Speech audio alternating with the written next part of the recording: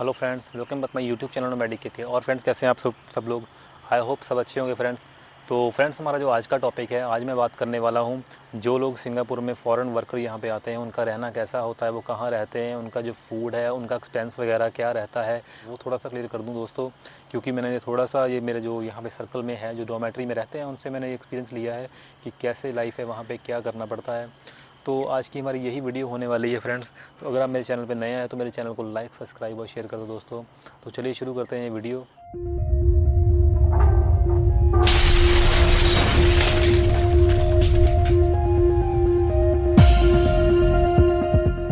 तो फ्रेंड्स, सबसे पहले बात करूं तो अगर यहाँ पे कोई भी फ़ॉरेन वर्कर आना चाहता है, जो या फ़ॉरेन वर्कर जो आ रहा है यहाँ पे, उसका जो रहने का होगा वो कहाँ पे होगा। तो आपको सबसे पहले मैं ये क्लियर कर दूं कि अगर आप कोई भी फ़ॉरेन जो वर्कर है, चाहे वो इंडियन है, चाहे वो बांग्लादेश का है या चाइना का है, किसी भी कंट्री का है, जो अंडर कंस्ट्रक्शन और मेंटेनेंस में आ रहा है या फिर किसी स्किल में भी आ रहा है, लाइक सुपरवाइज़र वगैरह भी, तो उसको भी डॉर्मेट्री में ही रहना पड़ेगा। इवन कि वो ड्राइवर भी आ रहा है तब भी उसको डॉर्मेट्री में ही रहना पड़ेगा, अगर वो एज ए ड्राइवर भी आ रहा है तो डॉर्मेट्री में दोस्तों ऐसे होता है कि डॉर्मेट्री जिस भी कंपनी में आप आ रहे हो, कंपनी ने वहाँ पे आपके लिए एक डॉर्मेट्री अरेंज करी होती है जिसका वो कंपनी पे करती है। कुछ डॉर्मेट्रीज ऐसी भी कंपनीज ऐसी भी हैं पर मंथ $50 लेती है, और कुछ कंपनी ऐसी भी है जो खुद ही पे करती है, वो आपसे पैसे नहीं लेती। तो ये कंपनी पे डिपेंड करता है कि वो आपसे पैसे लेते हैं कि नहीं लेते, कि ये कंपनी ही आप बेटरली बता सकती है। और जैसे मैं बोल रहा हूँ आपको कि आपको रहना तो डॉर्मेट्री में पड़ेगा, क्योंकि जो MOM है, MOM की ये कंडीशंस है कि अगर आप अंडर वर्क परमिट आ रहे हो यहाँ पे, तो वर्क परमिट पे आने के बाद आपको यहाँ पे डॉर्मेट्री में रहना पड़ेगा, जो भी आपकी कंपनी ने आपके लिए अरेंज करी हुई है। तो आप ऐसे नहीं बोल सकते कि मैं यहाँ पे नहीं रहूँगा, मैं अपना रूम ले लूँगा या फिर मैं कहीं और अरेंज कर लूँगा।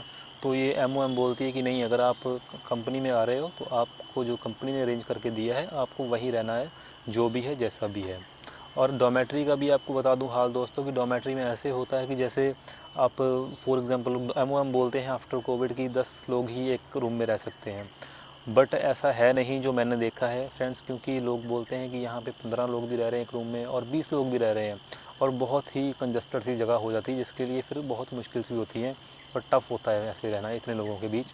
क्योंकि अगर 10 लोगों का वो है तो 10 लोगों का ही अरेंजमेंट होना चाहिए।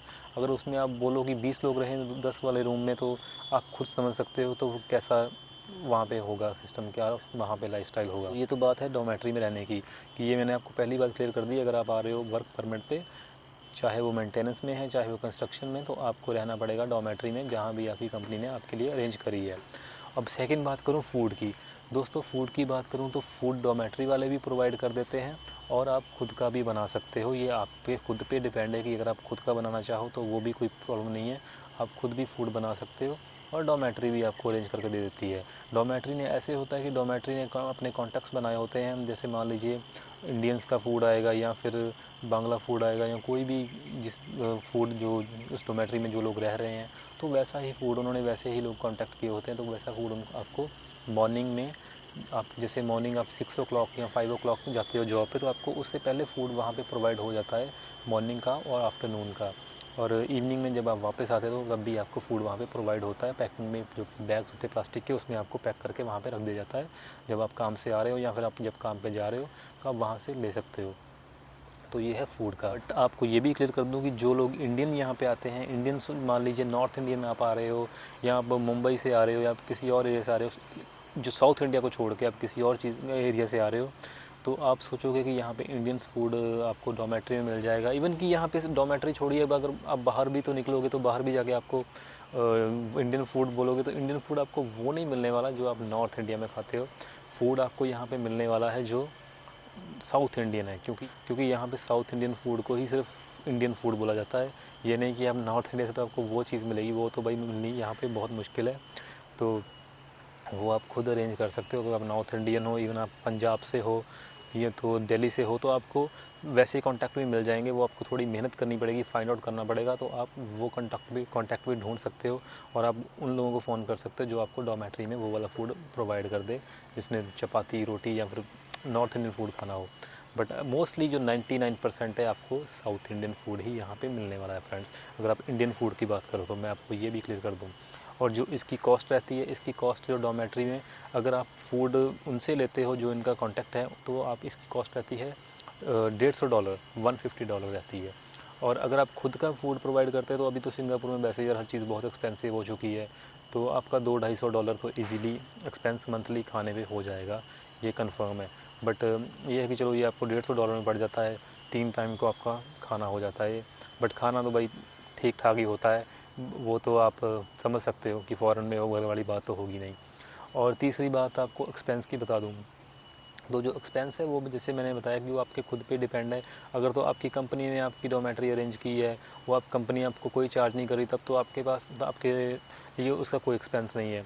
बट अगर आपकी कंपनी जो है आपको $50 उसका भी चार्ज कर रही है, तो $50 वो भी है।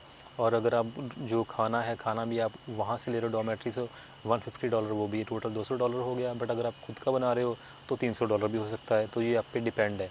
तो बाकी जो एक्सपेंस है, बाकी एक्सपेंस जो आपके आने जाने का, ट्रैवलिंग, क्योंकि अगर जॉब पे जाने की बात करो, जॉब पे जाने का आपका कोई एक्सपेंस नहीं होने वाला फ्रेंड्स, क्योंकि इन्हीं की गाड़ी होती है जो आपको जॉब की साइड पे छोड़ेगी और आपको पिक करेगी और ड्रॉप करेगी, ये सारा इनका ही होता है। बाकी आप कहीं आते जाते हो वो तो आपके खुद पे डिपेंड है कि जो आपकी MRT का चार्जेस होगा, या फिर और आप अगर आप ड्रिंक करते हो तो वो आप पे डिपेंड है कि आप कितना एक्सपेंस यहाँ पे कर सकते हो। बाकी जो बेसिक एक्सपेंस है वो मैंने आपको बता दिया कि जैसे अगर आप डॉर्मेट्री में रहते हैं, अगर आपको डॉर्मेट्री में चार्ज करते हैं तो $50 होंगे वो, प्लस अगर आप खुद का खाना करते हो तो आपको $300 भी हो सकते हैं, मीन्स कि $200 प्लस 50 यानी $250 तक चलिए आप कम से कम।